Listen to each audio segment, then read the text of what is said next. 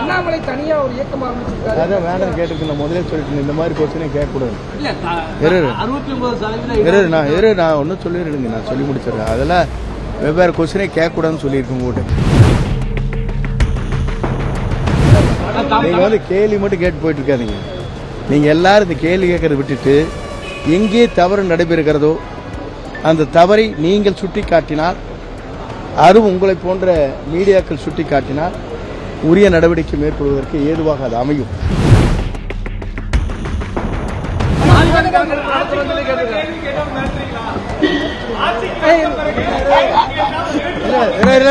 இந்த மாதிரி கேட்கக்கூடாது. இருங்க நீ இல்ல இருங்க நான் வேறு வாங்க கிட்ட வாங்க உங்களுக்கு பதில் சொல்றேன். வேற இப்படி கொச்சம் போட்டு கிட்ட வாங்க. இல்ல கிட்ட வாங்க இருங்க கிட்ட வாங்க நாங்க பதில் சொல்றேன். என்னன்னா யாரையும் மிரட்டவே இல்லை. யாரும் மிரட்டணும் போ. இல்ல நான் சொன்னது என்ன, இல்ல சட்டம் ஒழுங்கு இருங்கப்பா. நீங்க கேள்வி கேட்கறது சுலபம், ஆனா பதில் சொல்றது எங்களை போன்றவர்களுக்கு இருக்கிற கஷ்டங்களை நீங்க உணர வேண்டும். வந்து 20 நாளுக்குள்ள என்ன பிரச்சனை வந்துச்சு உங்களுக்கு? என்ன வந்துச்சு உங்க வீட்டுல? என்ன கஷ்டம் சொல்லுங்க.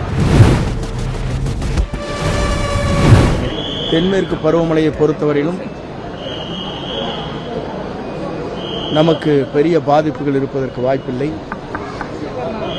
அதே நேரத்தில் கன்னியாகுமரி, அதை போன்ற கோவை, நீலகிரி மாவட்டத்தில் முன்னெச்சரிக்கை நடவடிக்கையாக அனைத்து பாதுகாப்பும் அளிப்பதற்கு உரிய நடவடிக்கை மாநில அரசு எடுத்திருக்கிறது. ஆகவே தென்மேற்கு பருவமழையை பொறுத்தவரையிலும் எப்படி நாம் பாதுகாப்பு அளிக்கப்பட வேண்டுமோ அனைத்தும் துறையின் சார்பாக காலை முதலமைச்சருடைய ஆய்வுப் பணிகளில் எடுத்துரைக்கப்பட்டிருக்கிறது. ஒவ்வொரு மாவட்ட ஆட்சித்தலைவருக்கும் அறிவுரை வழங்கப்பட்டிருக்கிறது.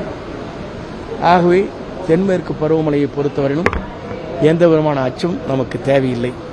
நீலகிரி மாவட்டத்தில் வந்து அதிக மழை பொழுது வழக்கமாக இருக்கும்.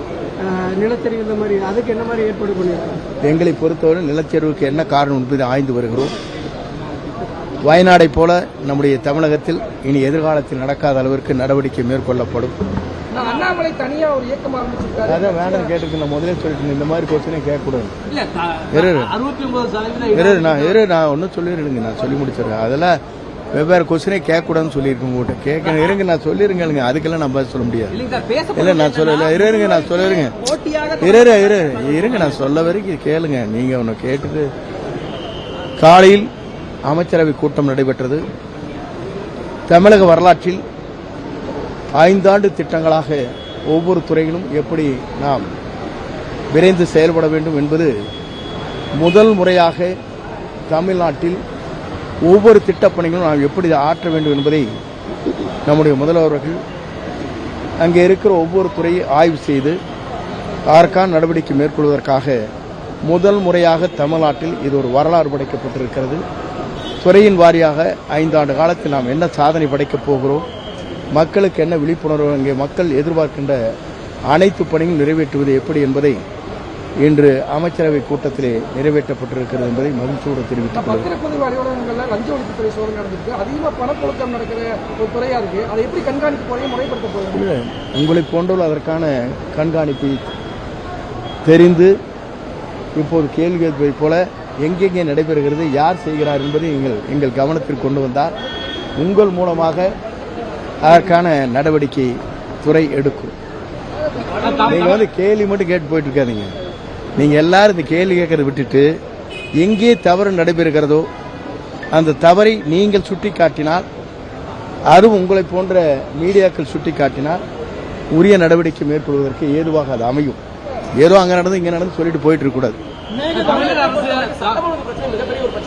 இல்ல ஒரு பிரச்சனையும் இல்ல. வந்து 20 நாளுக்குள்ள என்ன பிரச்சனை வந்துச்சு உங்களுக்கு?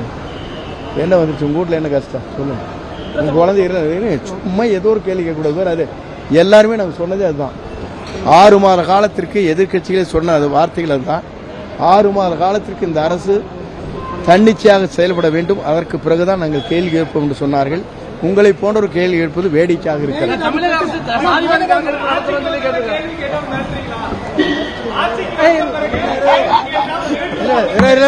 இந்த மாதிரி கேட்க கூடாது. இருங்க நீ இல்ல இருங்க இருங்க நான் வேறு வாங்க கிட்ட வாங்க உங்களுக்கு பதில் சொல்றேன் வேற இப்படி கொச்சம் போட்டு கிட்ட வாங்க இல்ல கிட்ட வாங்க இருங்க கிட்ட வாங்க நாங்க பதில் சொல்றேன் என்னன்னா யாரையும் மிரட்டவே இல்லை யாரும் மிரட்டணும் போ இல்ல நான் சொன்னது என்ன இல்ல சட்ட ஒழுங்கு இருங்கப்பா இப்போ வந்து எத்தனை நாள் ஆச்சு கடுமையான நடவடிக்கை எடுத்திருக்கோமா இல்லையா இப்போ இருங்க நான் இல்ல கேளுங்க இருங்க நான் சொல்றது கேளுங்க இந்த பகுதியில் நடைபெற்ற இந்த குற்றத்திற்காக கடுமையான நடவடிக்கை எடுக்கப்பட்டிருக்கிறது இல்லையா உடனடியாக அவர்கள் குண்டர் சட்டத்திலே அவளை கைது செய்யப்பட்டிருக்கிறது 24 மணி நேரத்தில் அதற்கான நடவடிக்கை மேற்கொள்ளப்பட்டிருக்கிறது ஆகவே நீங்க பொதுவாக சொல்லக்கூடாங்கிறது எங்களுடைய வேதனை ஏன்னா இருங்க உரிய நடவடிக்கை நாங்கள் மேறல நாங்க மிரட்ட துணி எங்ககிட்ட கிடையாது நாங்க ரொம்ப சாஃப்ட் நேச்சர் வேற அப்போசிஷன் வருங்க ஆகுறீங்க நான் சொல்ற கேளுங்க இருங்க அப்ப இருங்க இல்ல அப்படி தோணியெல்லாம் மாறவே இல்லை அப்போசிஷன் பார்ட்டியும் கூட எங்களை அப்ரிசியேட் பண்ணுவாங்க என்னையெல்லாம் நான் அந்த மாதிரி பாணிக்கு உள்ளவன் அல்ல முதல்ல நீங்க கேட்டது வந்து எப்படின்னா ஒரு குறிப்பிட்ட டைம் கொடுங்க நீங்க வந்து சட்ட ஒழுங்கு பாதுகாக்கணும் அதுக்கு தகுந்த பாதுகாப்பு அரணை உருவாக்க வேண்டும் நீங்க இருங்க அது மாதிரி ஒவ்வொன்றும் படிப்படியா இப்ப முதலமைச்சர் செஞ்சுட்டு வர்றாரு செய்யறதுக்கு ஒரு பிரீத்திங் டைம் கொடுக்கணும் இல்லையா நீங்க ஒரு வீடு புண்ணியாத்தினை பண்ணிட்டு வீட்டுக்கு போனா எவ்வளவு நாள் ஆகுது போய் செட்டில் ஆகுது அதுக்கே நீங்க மாசக்கணக்கு ஆகுது நீங்க கேள்வி கேட்கறது சுலபம் ஆனா பதில் சொல்றது எங்களை போன்றவர்களுக்கு இருக்கிற கஷ்டங்களை நீங்க உணர வேண்டும்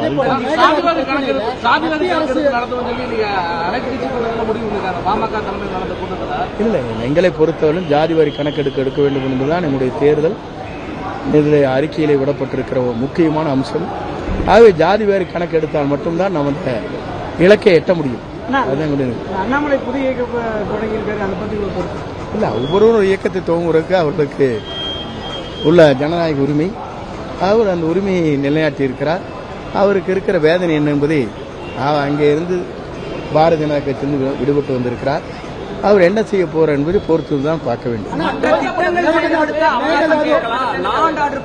இல்ல லாண்ட் ஆர்டர் இல்லைங்க இல்ல இருக்கு கொஸ்டின்ஸ் இருக்குங்க லாண்ட் ஆர்டர் ப்ராப்ளம்ஸ்ங்கிறது வந்து மேஜர் இஷ்யூ உங்களுக்கு தெரியாது கிடையாது இன்னைக்கு வளர்ந்து வருகிற நகரம் ஒவ்வொரு பகுதியும் நீங்க பாத்தீங்கன்னா லாண்ட் ஆர்டர் பொறுத்த அளவுக்கு உங்களுக்கு தெரியாத ஒன்றும் இல்லை இன்றைக்கு போதைப் பொருட்கள் நடமாட்டம் இதெல்லாம் தடுத்துட்டு இருக்கிற ஒன் பை ஒன்னா தானே செய்ய முடியுங்க அதற்காக வேண்டிய நடவடிக்கை எடுக்க ஒருத்தர் வந்து ஒரு வீடு வந்து ஒரு பங்களா வந்து ஒரு காட்டுக்குள்ள கட்டிட்டு இருந்துச்சுங்க அவருக்கு எப்படி பாதுகாப்பு கொடுக்கறது எப்படி கொடுக்க முடியும் நீங்களே சொல்லுங்க ஒரு வீட்டை தனியாக கட்டி ஒரு இடத்துல இருக்கிறாரு அது மாதிரி இடங்கள் இருக்கிற இடத்துக்குலாம் அதுக்கு எப்படி நான் வந்து இங்கே கேமரா வைக்கிறது எப்படி அந்த ரூட்ல மூவ் பண்றாங்க அப்படிங்கிற ஒன் பை ஒன்னா தான் பண்ண முடியும் ஒரு அரசு வந்ததற்கு பிறகு பல்வேறு இது போன்ற குற்றச்சாட்டுகள் வருகிற போது அதை எப்படி நிவர்த்தி செய்யலாம் என்பதுதான் இந்த அரசு கூர்ந்து கவனித்து அந்த பணிகளை மேற்கொண்டு வருகிறது மேகதாது பிரச்சனையில மத்திய அரசு அனுமதி வாங்க தமிழக அரசுக்கு அனுமதி வாங்க வேண்டாம் அப்படின்னு இல்ல தெளிவாக நம்முடைய முதலமைச்சர் அவர்கள்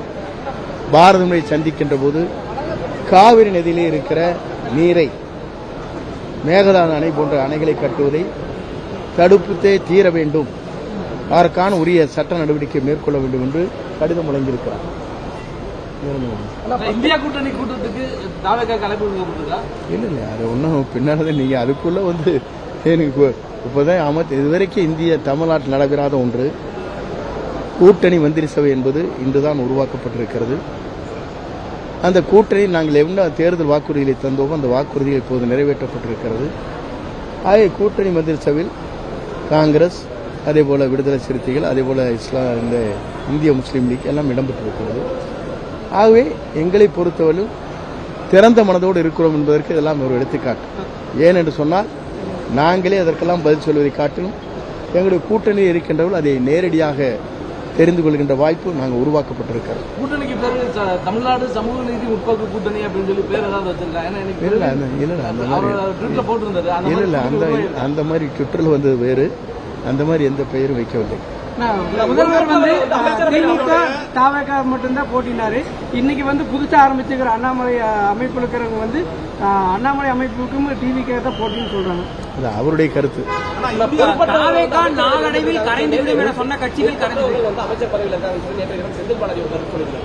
செந்தில் பாலாஜி கருத்திற்கு நீங்கள் பதில் சொல்ல முடியாது. பொறுப்பற்றவர்கள் பொறுப்பற்ற எல்லாவர்கள் உள்ளவர்கள் என்று சொல்வதற்கு அவருக்கு அது தகுதி இல்லை. ஆகவே ஏன் தொடர்ந்து அவர் முதலமைச்சர் அங்கே அமைச்சராக இருக்க முடியவில்லை? என்ன காரணம்? அதற்கு நீங்கள் அவரிடத்திலே தான் பதில் கேட்க வேண்டும். ஏன் அவரால் தொடர்ந்து அமைச்சரவையில் இடம்பெற முடியவில்லை? என்ன காரணம்? உச்சநீதிமன்றத்தில் தீர்ப்பு எப்படி வழங்கப்பட்டிருக்கிறது என்பதை அவர்தான் அவருக்கு பதில் சொல்ல வேண்டும். நான் நேரில் ஒரு மேல வழக்கு பதிவு பண்ணியிருக்காங்க. இது அரசியல் பழி வாங்கல் மாதிரி இருக்குமா?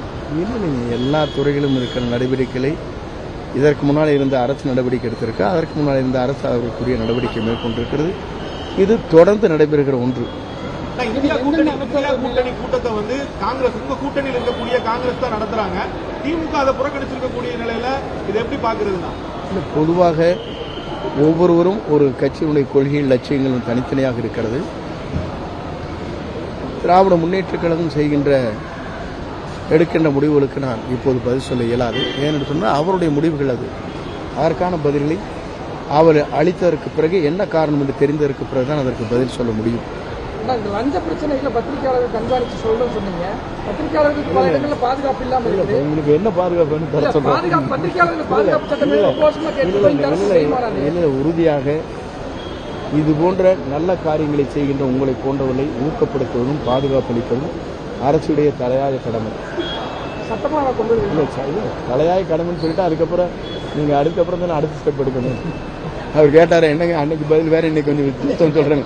அந்த மாதிரி நான் என்னைக்குமே நேச்சுரல் இல்லைங்க. அது மட்டும் எங்களுக்கு ரிக்வஸ்டா சொல்லிடுறேன். ஏன்னா அப்படி தவறா எழுதுவருங்க, அப்படி தவற நீங்க எடுத்துக்கொள்ளக்கூடாது என்பதை பணிபுண்போடு நான் தெரிவித்துக் கொள்கிறேன். ஏன்னா இல்லை என்னை பொறுத்தளவுக்கு எப்பவுமே சாஃப்ட் நேச்சர் உங்களோட இருக்கிறதுல எல்லாம் பிரதேஷ் மாதிரி தான் நான் பழகுறேன். வேற டிஃபரன்ஸ் ஆஃப் ஒப்பீனியன் எங்கிட்ட கிடையாது. நன்றி.